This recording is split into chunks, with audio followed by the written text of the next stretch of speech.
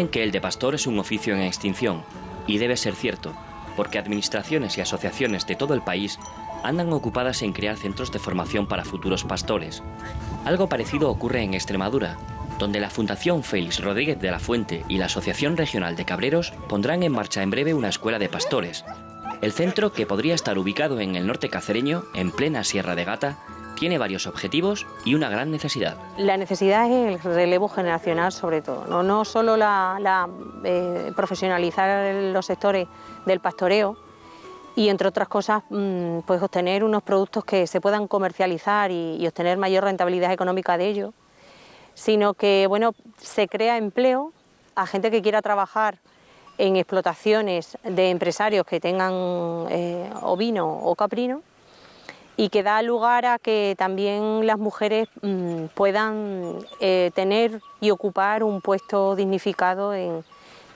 este sector.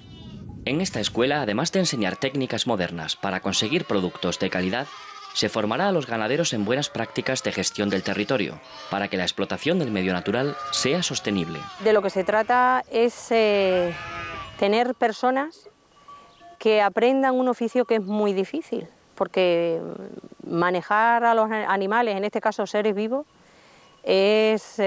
una labor importante de mucha dedicación, mucha delicadeza,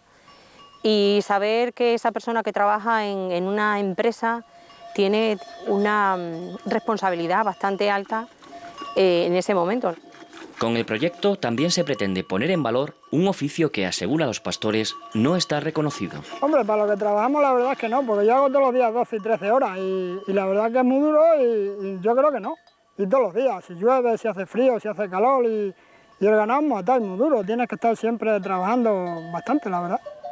El centro no solo formará a nuevos alumnos, también incidirá en la necesidad de que los pastores acudan para reciclarse y así mejorar su explotación ganadera, aunque quizá no todos encuentren este proyecto atractivo. Bueno, yo creo que los nuevos ganaderos están un poco más concienciados de que hay que cambiar, pero los antiguos es muy difícil que se los haga de cambiar, porque ellos ya tienen una mentalidad del pasado y es muy difícil hacerlos cambiar.